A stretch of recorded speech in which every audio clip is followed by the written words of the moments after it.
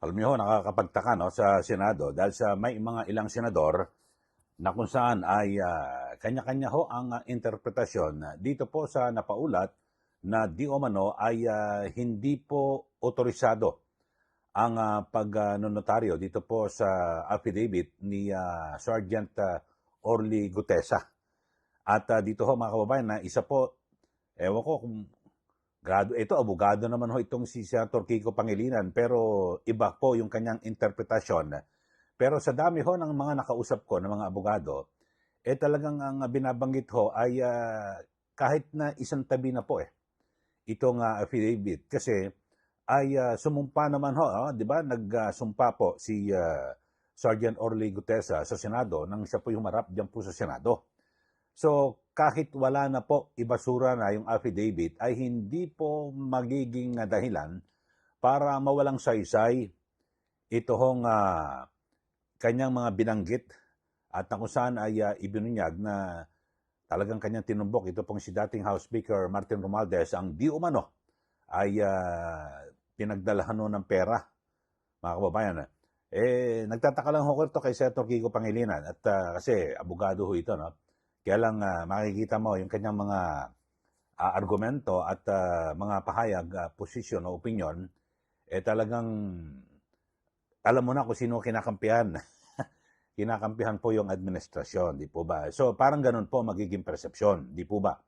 Kasi ang sabi niya, parang mawawala raw po ng saysay. At maging ito pong si Senator Erwin Tulfo, sa bagay, Senator Tulfo hindi naman abogado, pero sa aking pananaw at sa aking pagkakalam, napakarami pong mga abogado sa bawat opisina ng isang senador. Kaya kahit hindi ka abogado, ay pwede kang magkonsulta. Kasi sabi ho ni Senator Tulfo, mawawalang saysay daw po itong mga naging testimonya ni Sergeant Orly Gutesa.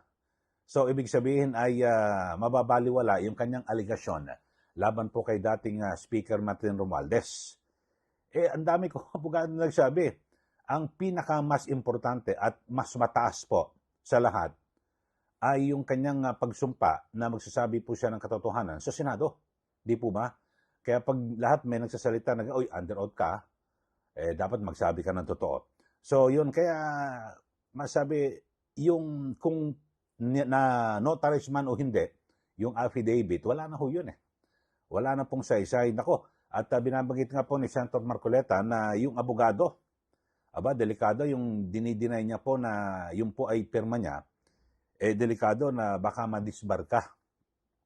At baka mabweltahan ka, mga kababayan. Pero dito ho muna, at siguro maganda kausapin ho natin at pakinggan ho natin ito hong payag ni Senator Erwin Tulfo na talagang nakakabawas po ang daming abogado, biglang sabihin mo, walang saysay. Under oath naman, anumpa ho siya na lahat ng kanyang sasabihin ay pawang katotohanan. So kahit, alam nyo, kahit na yung mga resource person sa Senado o mababang kapulungan ng Kongreso, wala namang affidavit Karamihan, basta't nanumpa ka, lahat ng tanong sa'yo, sagutin mo, yun na yun, totoo na yun. Hindi na po kinakailangan na magkaroon po ng affidavit, di po ba? So, pakinggan ho muna natin at kayo, ano masasabi nyo? Siguro dapat kumukonsulta ho mismo rin si Senator Erwin Tulfo sa kanyang mga abogado bago siya magpa-interview at kung itanong niya, ito ba tama yung posisyon na ito na mawawalang saysay yung kanyang testimonya ni Sergeant Gutesa kung kung hindi po raw otorisado at parang lumilitaw na fake yung pirma. Yung yung attorney Pechi Rose Espera. Yun ho. Pakinggan ho muna natin ito si Senator Erwin Tulfo. Affidavit ni Orly Gutesa, si Attorney Espera. Sabi po niya, peke daw po itong notaryo. I quote, I categorically deny notarizing, signing, or participating in the preparation of the said document. The signature and notarial details attributed to me are falsified and unauthorized. How do you think does this affect the statement of the witness?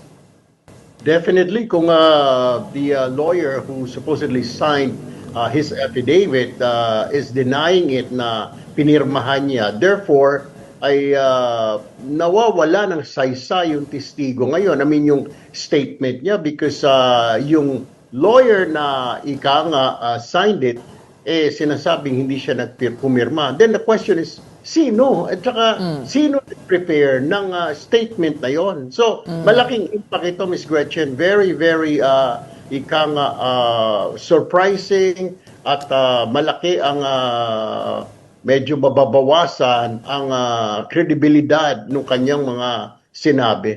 Oo nga po, malaki yung dagok no, dun sa kanyang testimonya. Pero does it change things given na nag-testify po siya under oath kahapon? Kailangan po ba niya, kumbaga, i-refile itong kanyang affidavit?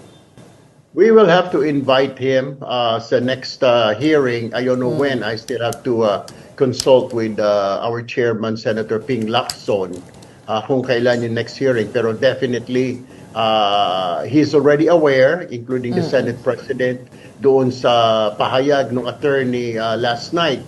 So I guess definitely we will have a meeting or a hearing soon at maimbitahan itong tao nito because we have a lot of questions now. The thing is, ako mismo I'll ask him, I mean, bakit mo sinabi, bakit nakapirma dito itong attorney na ito, ngayon tinatanggi?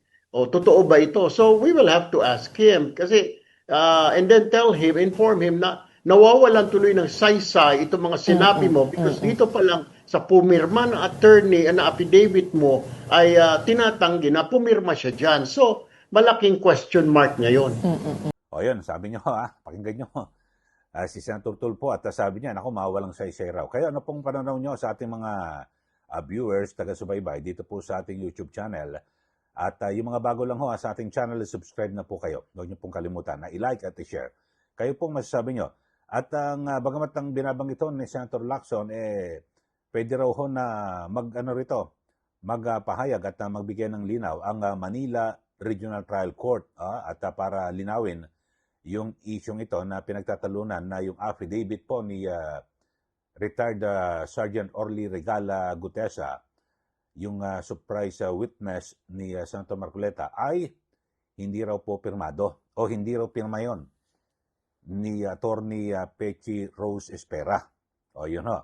Pero sabi nga ho ng napakaraming abogado, wala na ho yan, pwede isang tabi dahil sa sumumpa po sa Senado, ito pong si Sergeant Orly Gutesa. O yun ho. Pero ito matindi, mga kababayan, ay may binabanggit ho si Senator Marcoleta na kapag napatunayan, kasi parang mahirap ipeke Di ba pag nagnotaryo ho kayo dyan, may mga numero ho yan Lahat ho, tapos may dry seal pa ng abogado, nako pag napatunayan na nagpanotaryo ho ito, inuutos lang sa staff, baka ma-disbar pa raw itong si Attorney Pechi Rose Espera. Kasi alam nyo ho, yung realidad sa ating mga viewers, kayo ho ba pag nagpapanotaryo ho kayo, no?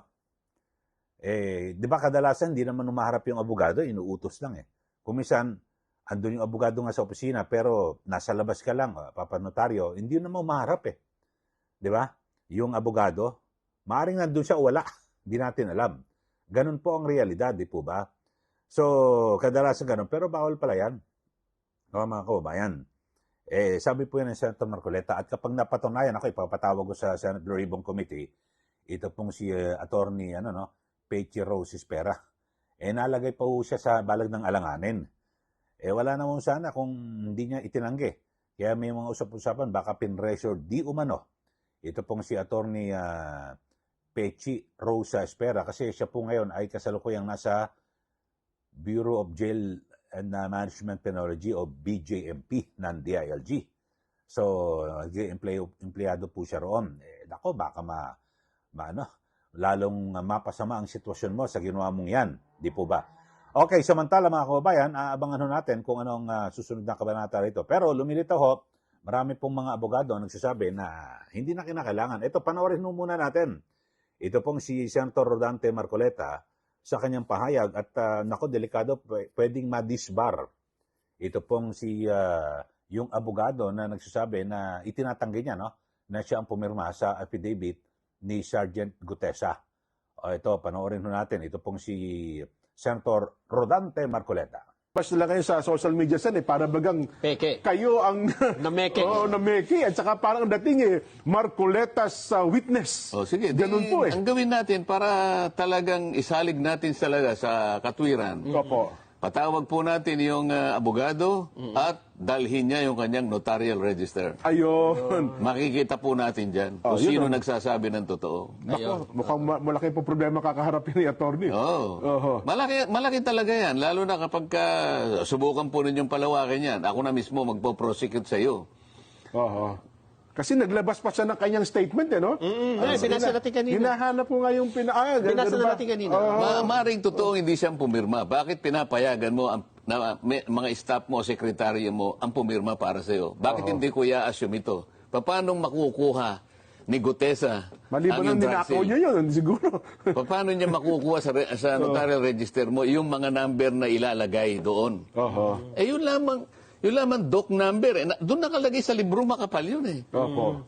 Tutuntunin mo yun kung ano yung pinakahuli. page, oo. Okay, pati page. Kaya nga parang 58 na yan, makapal na yun eh. Oo. So sa page 58 na nandun eh. O Ayun. pati book number nakalagay. Kasi yung bawat register, may book 1, book 2, book 3, book 4. Opo. Gano'n nga kakapal yun eh. Yan ay nire-report mo sa RTC na kung saan ka kumuha ng notarial commission. Mahigpit ngayon yung notarial law. Baka akala niyo wala siyang pananagutan diyan. Subukan ninyong palakihin 'yan. Subukan niyo lang palakihin 'yan. Ang pinaka-arbiter diyan, pakukuha po natin ang inyong notarial register at kapag nakita namin na tumama dun sa number nung dala-dala ni Gutesa, Opo. madidisbar pa po kayo diyan. Ang pabigat pala yan, Sen, ano? Oo, yan ang sinasabi ko Ganun sa ba? inyo. Baka kayo pa po ang gumagawa ng paraan sa ikadidisbar ninyo. Nasa sa inyo po yan. Nako, mukhang hindi at... Baka mabaligtad pa ang pangyayari. Mababaligtad yan. Ako, wala po akong kinalaman dyan. Kayo po nagsabi na hindi nyo pinirmahan yan. Okay sa akin yun kung hindi kayo pumirma. Opo. Pero kayo ang nagbigay ng pagkakataon na ipirma po nung kung sino man ang pinagkatiwalaan nyo dyan. Oho. Yan po, napanood nyo. Attorney Pechi Rose Espera, dapat to, talagang nagsabi ho kayo ng totoo, na hindi talaga kayo ang pumirma. Makikita ang kapal pala ng dokumento yan, sinasabi ni Senator Marcoleta. Kaya napakahirap para sa isang individual na ipekein ho yan. May serial number, lahat kumpleto. Tingnan ho natin, pero kung hindi magtutugma, yung serial number, yung mga sa dokumento, yun, pwede, makakalusot ho itong si attorney. Pero pag hindi, pag yung parehong-pareho, yari ka. Abangan ho natin yan. Parang sa Lunes yata, magkakaroon po muli ng pagdinig ang Senate Blue Ribbon Committee. Okay, so ulitin ko ho mga kababayan, magtabay ho tayo. At sana ho yung mga senador na hindi abogado, magkonsulta ho kayo sa abogado tulad doon ni Senator Erwin Tulfo. At ito rin yung abogado ni Senator Kiko Pangilinan. Baka nakalimot ka na ho, Senator Pangilinan, basa-basa ng konti or konsulta, may pagkwentuhan ka rin sa iyong mga abogado, or kaya lang, baka naman nangingibabaw yung kung sinong gusto mong idepensa na tao.